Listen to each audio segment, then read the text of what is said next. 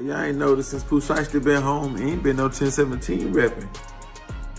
It ain't been no shouting out Gucci Man and I'm 1017 this and Gucci Man this and Gucci Man that. Ain't that. Pooh Shiesty, Memphis's hottest rapper, who put 1017 Records back on the map and racked up millions of streams, just dropped a statement that's shaking the whole industry. After serving years behind bars, he came home and got nothing from the label that promised him everything. And the man at the center? None other than Gucci Mane himself. This isn't just another artist label drama. This is personal. Family, death, disrespect, and stacks of money are all involved. And trust me, this isn't something that's gonna blow over quietly. Memphis moves fast, and so does this story. Stick around, because what I'm about to reveal could turn into one of hip-hop's biggest beefs. To get the full picture, you've got to understand who Pooh Shiesty is and what he did for 1017 Records. Back in 2020, Pooh wasn't just another rapper. He was Gucci Mane's golden ticket. His breakout hit, Back in Blood with Lil Durk, went viral, racking up hundreds of millions of streams and turning Pooh into a household name almost overnight. His debut mixtape, Shiesty Season, went platinum, and suddenly 1017 Records was relevant again in ways it hadn't been for years. Pooh wasn't just making music, he was making Gucci Mane serious money. But everything flipped in October 2021. Pooh Shiesty got arrested and sentenced to 5 years in federal prison on firearms conspiracy charges. For most artists, that's career suicide. Prison kills momentum, kills buzz, kills relevance. But Pooh, his star only grew. Fans stayed loyal, streams kept rising, and hype for his return hit a fever pitch. During this time, Gucci Mane made all the right public moves, talking about missing Pooh, how he couldn't wait for him to come home, that 1017 had his back. He even dropped nearly everyone else from the label, keeping only Pooh Shiesty and Fugo. But now, we're learning that the public story didn't match the private reality. Let's rewind. When Pooh first signed to 1017 Records, it seemed perfect. Gucci Mane, the trap legend from Atlanta, linking with hungry young Memphis rapper Pooh Shiesty, whose raw energy reminded fans of early Gucci. Gucci gave him the platform, the resources, the industry connections, and Pooh repped 1017 hard. Every song, every post, every interview, he was shouting out the label, Gucci Mane, the GOAT, 1017. He wore the chain like family. Loyalty seemed real. And why not? Gucci gave him the chance of a lifetime. Before 1017, Pooh was just another Memphis street rapper trying to break through. After signing, he was hitting major venues, scoring features with industry heavyweights, even seeing himself on billboards. But here's the twist most people miss. Even before prison, cracks were forming. Insiders whispered about contract disputes, Pooh feeling shorted, tension behind the scenes. Nothing public, nothing explosive, just the silent grind of label politics. Fast forward to 2025, and Pooh Shiesty is finally coming home. The world is watching, and nobody knows what's about to happen next. Will he pick up where he left off? Will 1017 give him the red carpet treatment? Will Gucci Mane show up with jewelry, cash, and a master plan to dominate the game? Apparently, none of the above. Shortly after getting out, Pooh Shiesty posted on social media, and the internet blew up.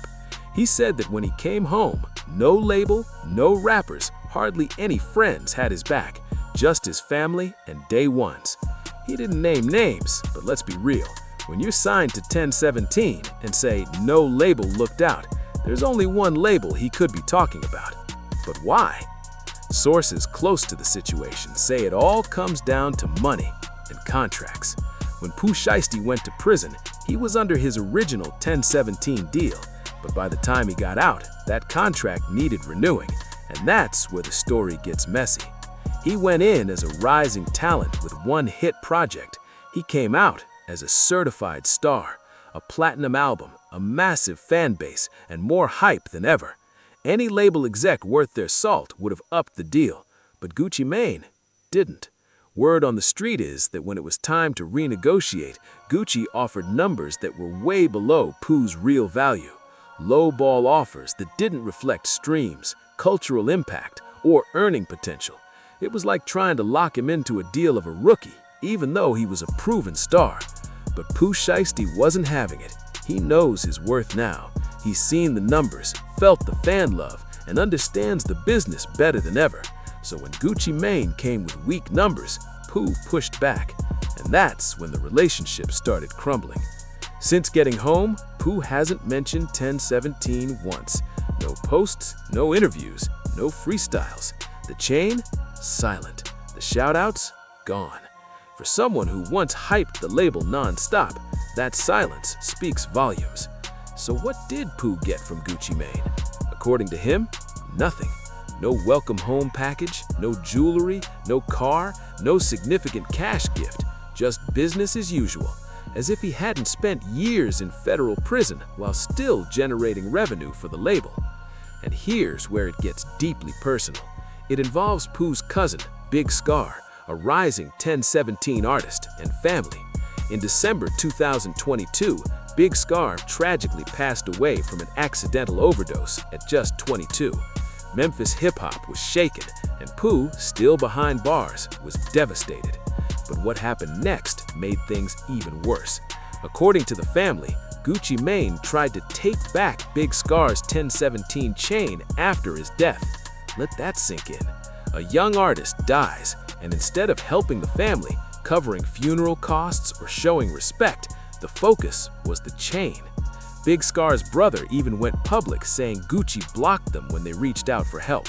No support, no empathy, no CEO-level care. Nothing. For Pooh Shiesty, watching this while locked up had to be infuriating. This wasn't just business anymore. This was personal. This was about how Gucci Mane treated his blood, his cousin, his family, and it showed Pooh exactly who he was really dealing with. And now, even if Pooh wanted to reach out directly to Gucci Mane, even if Pooh wanted to have a real conversation about all this, Pooh Shiesty can't. Why? Because Gucci Mane's wife, Keisha Kayor, controls everything. Multiple sources confirm she runs Gucci's Instagram, manages his phone, and basically filters all his communications. Want to talk to Gucci? You go through her first. She sees the DMs, she monitors the calls, she decides who gets access. Some might say, that's just a wife looking out for her husband, but in the music business, that's a huge problem. Artists need direct access to their label head, private convos about business, creative direction, personal matters. When a third party with her own agenda is always in the way, it creates barriers. For Pooh Shiesty, this means even if he wanted to hash things out with Gucci Mane man-to-man, he can't. And looking at how things have played out, it's obvious that path wouldn't work anyway. Here's the cold, hard truth Pooh has realized. There's nothing Gucci Mane can do for him now that he can't do for himself. Think about it. When Pooh first signed to 1017, he needed the platform, the connections, the industry machine. He was an unknown artist trying to break through, and Gucci gave him that shot. But now, Pooh has his own fan base, his own streaming numbers, his own brand. He's proven he can generate hits and move units. So what exactly does he need 1017 for? Distribution? He can get that from any major label, or even go independent. Marketing? His name alone creates buzz. Features? Artists want him for who he is, not his label. The power dynamic has completely flipped. Pooh isn't the hungry rookie anymore. He's a proven star who did time and came out bigger, stronger, and more credible. He holds all the cards now. And Gucci trying to lowball him on a contract renewal, that shows either Gucci doesn't get it, or he just doesn't care. This is why Pooh Shiesty is willing to walk.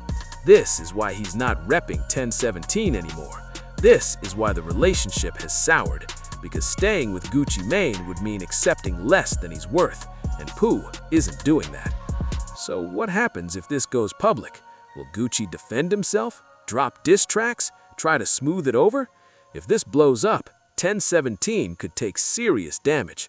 What other artist will sign there if they see how Pooh was treated? Who would trust Gucci to have their back when he didn't even support his biggest star coming home from prison? The stakes are massive. For Pooh, This is about respect and getting his worth. For Gucci Mane, it's his legacy and the future of 1017 Records. And honestly, this isn't just about Pooh. It shows a bigger problem in the music industry: how labels treat young artists who don't know the business. Pooh signed hungry, needing a chance, willing to accept almost anything. That's how most artists start. But as they grow, learn the business, and see their value, those early contracts feel like chains. Smart labels adjust. They renegotiate in good faith, reward growth, and build long-term relationships based on respect and fair pay. Labels that don't, they lose their top talent and get a reputation as places to avoid. Right now, 1017 Records is at that crossroads. If Gucci Mane can't fix things with Pooh Shiesty, can't show he values and treats his artists fairly, the label is gonna struggle to attract the next big star. And honestly, without Pooh Shiesty, who's left at 1017? Fugo's still dealing with legal issues. Most of the other artists have left or been dropped. Pooh was the franchise.